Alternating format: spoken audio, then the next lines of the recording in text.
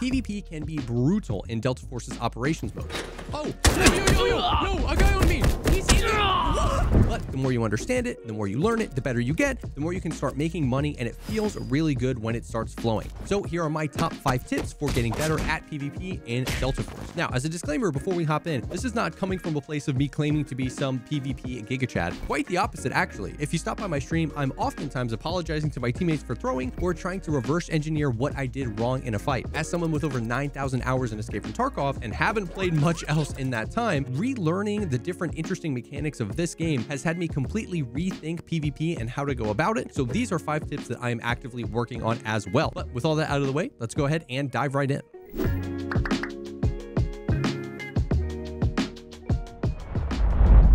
All right, so tip number 1 is you have to have a fundamental understanding of armor, ammo, and the time to kill in this game. This is definitely not going to be like a 20-minute breakdown of all the different intricacies of the ballistic system. I am going to make that video, however, so if you're watching this a week or 2 after it's released, definitely check my YouTube channel for that video. I'll probably put it in the description as well. But even though it's complicated, you need to have some sort of understanding of how this works because it can be a driving force in the decisions you make in a PvP fight. So we'll go through kind of like a TLDR in the game really quickly. All right, so in Delta Force, you obviously have the different color-coded armors that go up in rarity, and you also have the different color-coded ammos that also go up in rarity and price. Now, an armor's job obviously is to mitigate damage to you, and it does that in 2 ways. Obviously through the rarity of the armor. So a red armor, which is the most rare, is going to prevent more damage from getting to you. You have 100 HP. It's going to prevent that damage from getting to your body a little bit better than the lower tier armors. And secondly, armor protects you through the durability of the armor. If the armor has 150 points, the more it gets shot, you know, that 150 goes down versus an armor that only has 20 armor points because it's been repaired so many times. So those are the 2 different ways that an armor will protect you. And it's really important that you kind of look at the ammo to kind of get an understanding of how each of those things work. So let's jump into the 2 different ways that an armor's rarity helps protect you from taking damage. So you can click on any ammo and then go to penetration level. And basically what all of this is saying that if you have any color ammo and any color armor, if those colors are the same, blue versus blue, purple versus purple, gold versus gold, what's going to happen is the amount of damage a weapon does, which is dictated by the weapon, so 28 damage. If I have a blue ammo in my gun and I'm shooting a blue armor, 50% of that damage is going to be applied to the person, meaning in that case, the armor protected you from 50% of that flesh damage. And if you take 1 step down in armor, so in this case from blue to green, that green would only protect you from 25%, meaning the bullet would do 75% of its damage. Now, all of this applies to every color armor and ammo. So gold versus gold, purple versus purple. If you have the same color, only 50% of that damage is coming through, meaning the armor is protecting you from 50% of that damage. And if you go 1 tier below, if you have purple ammo against blue armor, well, that armor is only protecting you from 25% of the damage and 75 is getting through. So that's one way that the rarity of the armor is just going to protect you because it's going to do a better job of mitigating damage coming through the higher the armor goes. And then if we go to the armor fall off penetration, as you can see, some of the ammos do different amounts of their armor pen, which the armor pen is how much damage you're actually doing to the armor. So if the armor has 100 durability and it gets shot by this gun, it would do 42 damage to that armor. Now it only has 68 armor HP left. But as you can see, it's not a 1-to-1. This blue ammo only does 90% of that armor penetration value, 90% of that damage to the armor, all the way up to level 5, which is gold, and it's only going to do 50%, and level 6, which is red, is going to do 40%. So the rarity of the armor, the gold or red or the better armor you can get, it's going to on average do a better job of mitigating how much damage gets through the vest to you and do a better job of not losing its durability quite as quickly. However, it's important to know that that makes it sound like the gold and the red armors are absolutely worth it. You should absolutely be running those. If we step up to the purple and the gold ammunitions, where especially if you're running normal mode of any raid, you are almost guaranteed to run into somebody using purple ammo or gold ammo. We can take a look at this. And first of all,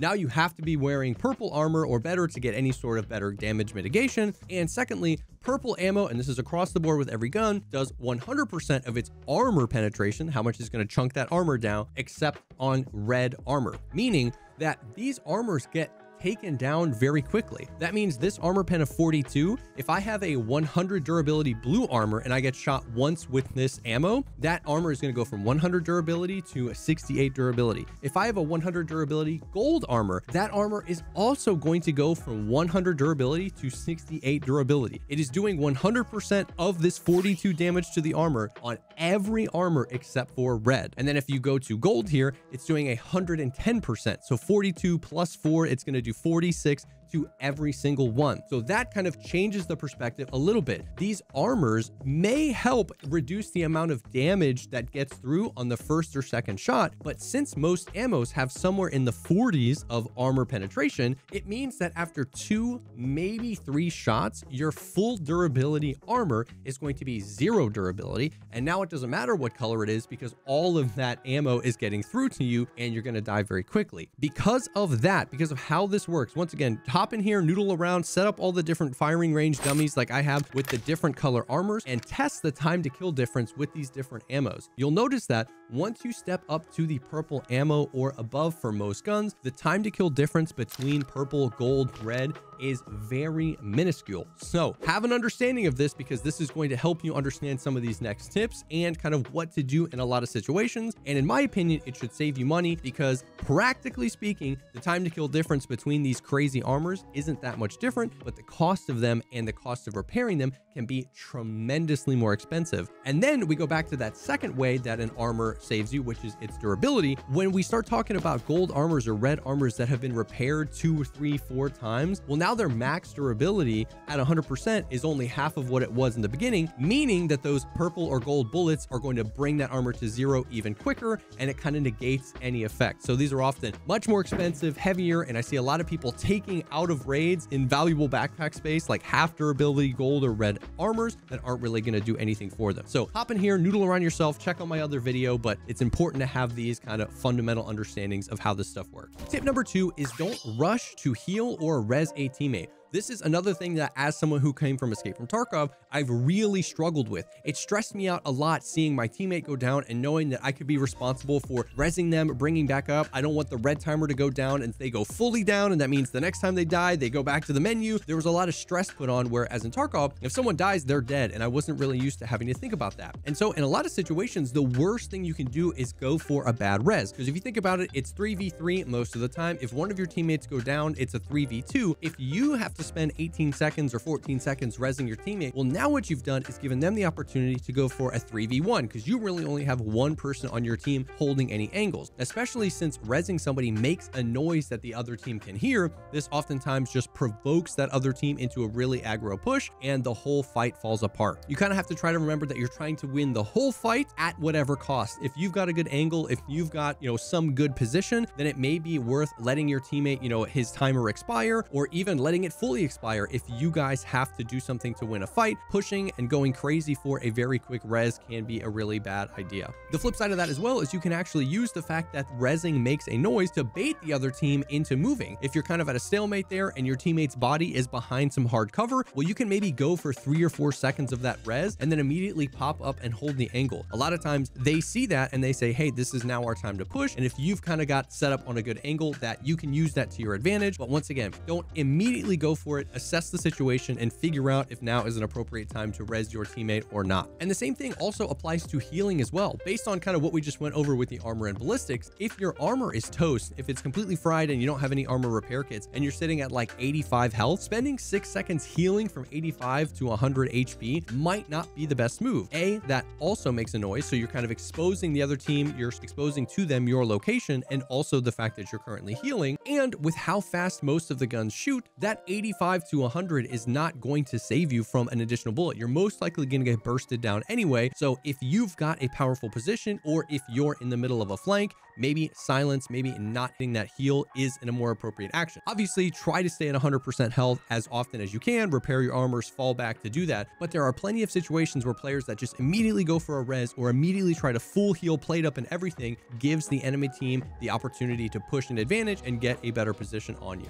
The third tip to help with PvP is don't overpeak. Peaking in Delta Force is very interesting. On one hand, you don't really have any inertia in this game, and you have leans, which allows you to do a very quick, very tight peeks to get information or to stay really close to hard cover. On the flip side of that, the movement in this game allows for incredibly fast, wide peeks. You can aim and shoot while jumping. A lot of times people jump around corners or use certain abilities like Byron to dash around a corner, and that allows you to cover a lot of ground really quickly. And so you should be really using both of those things to your advantage. I see a lot of people that are newer at PvP basically just kind of walk and swing an angle super wide. They know somebody's at the end of a hallway and they just walk out full body exposing, maybe pre-firing, but you just have your entire body exposed, and that person most likely only has their head exposed or a head glitch or very sliver of them on a lean, and they're just going to win that fight every time. So use very tight, very quick leans to gain information or try to trade a few shots, and then rotate so that you're not re-peeking the same angle more than once. Or like we said, use the crazy movement to jump all the way across the hall. At the very least, if you're jump peeking a corner, what you're forcing them to do is move their mouse. If they're watching that corner and you just walk out, you're just walking into a headshot, boom, you're dead. If you're jumping across the hall, if you know exactly where they are, well, you're forcing them to move, and at that point, it's a little bit more of an aim battle. Same thing with the Byron dash. You can dash a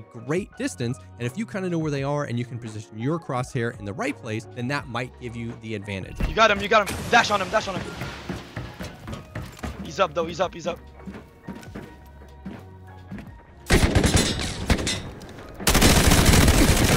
Let's go, Jesse! So try to peek either very tight or very wide, but just kind of stand strafing around a corner will almost always get you killed. Tip number 4 is don't be afraid to press an advantage. Now, this can be a little bit dicey because misplaced aggression in this game can often throw a fight and get your whole team killed. However, it's very important that you start looking at fights in this game from kind of a 10,000-foot view. Do we have a knock? Is the other team split up? Is one cracked? Have I cracked one's helmet? All of this information can be used to kind of formulate your plan and what you want to do. I know the very nature of extraction shooters means that you can lose anything that you have on you, and that kind of naturally means people want to play more careful and they want to protect the gear that they have on you. But learning when to press the gas pedal and be aggressive in this game is very important because you have the ability to res your teammates. If your team has 2 of the other team knocked, but you're not exactly sure where that last one is and you don't know what to do and you don't want to be too aggressive, oftentimes you can give that person the time to res his 2 teammates, maybe go on a flank or even do both.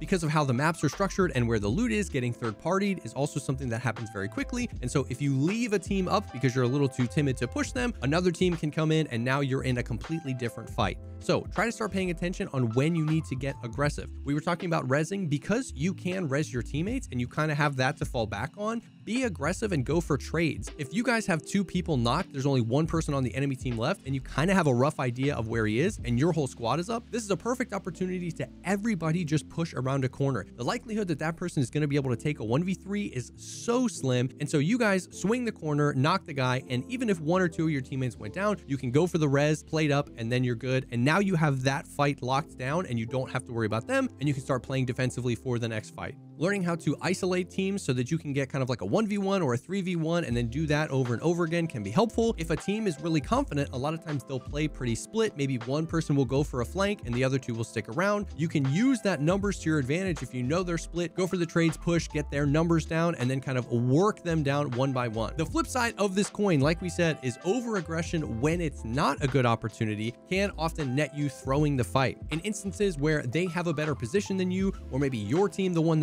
that's split, you have your teammate kind of off doing a flank, and then you see an opportunity and you want to take it, but you know you shouldn't because you're not all together. Or even if you have the numbers, if it's a 3v1, but every single one in your team has no armor, we're all low HP, well, you might go play for that trade, swing that corner, and then one D-Wolf triple burst of the grenades wipes your entire team because none of you had good HP. It really is about trying to see the fight from a 10,000-foot view and see when you have the advantage and when you don't. There's no clear-cut rule. Obviously, there's no always do this in this situation. But like I said, the more that you can try to learn how to take a 10,000-foot view of the fight, think about your entire team, think about their entire team, and how you guys can move together, the more you will win fights. And finally, tip number 5 is understand the utility in this game, the synergies with other players, and don't be afraid to use your utility. Once again, this is another thing, as someone who came from a lot of Tarkov, I'm not used to having abilities on cooldowns and all sorts of stuff like this, and I oftentimes just run around a corner and forget to use them entirely. What I've seen is there are oftentimes kind of two different types of people. People that use all their utility as soon as a fight opens up, throwing everything grenades, using their ult, or people that always think that there's a better opportunity around the corner and they don't want to waste it, so they end up dying, not using any of their utility. This is a huge part of the skill gap in this game,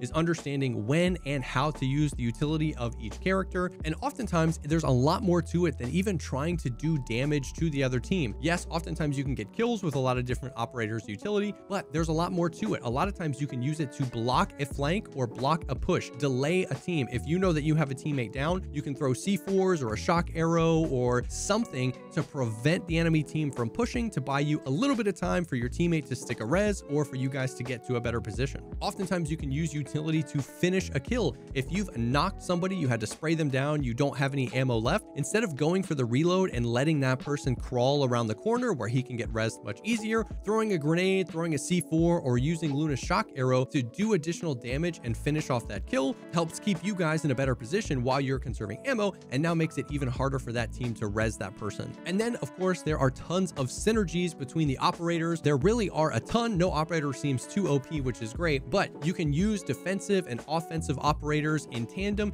to make some really cool plays. You can throw a flashbang around a corner and then Viren dash all the way around that corner. Now you have an enemy who's blind and they have no idea that one of your teammates is now on a complete off angle that they didn't expect, and now you can use that to clean up a fight very quickly. Once again, similar to what we talked about with the press the advantage tip, fights in Delta Force are so much more about the team and the team component than just you. Being aware of when your teammates' abilities are up, what you can use, how you can synergize, can be a huge deal breaker in you winning more fights, and it's something you need to be understanding of for the enemy team as well. There have been so many times where we've set up a flank or a position or something only to have a ton of the enemy utility thrown at us, kind of forgetting that that could happen. We have to break apart and now we're not in a good position. So understanding that, knowing when your enemy team has used their ultimates or used their gadgets, and then using that to kind of factor in when you should push, it's all a part of the process. But the team component is huge here, and utility is an extremely important part of fights in this game. So those are my top 5 tips for getting better at PvP in Delta Force. When the PvP starts flowing and you're really synergizing with your teammate, it is extremely fun, and it's been a very fun kind of different aspect than the Tarkov that I'm used to. I hope that these are things that are helpful for you, that you can start working on. I think any one of these things will dramatically increase the amount of fights that you win if you and your team start practicing them. If you like the video, think about dropping a like, commenting down below, or subscribing to the channel for more content like this. I plan on covering a lot more Delta Force here in the future. And if you're looking for people to play with, our Discord's a good place to be. We have a few Delta Force channels and we're opening up some more, so definitely check that link down below as well. And I've been streaming Delta Force quite a bit here on YouTube and on Twitch. Those links are down below as well. Thank you again for stopping by, and I will definitely see y'all on the next one.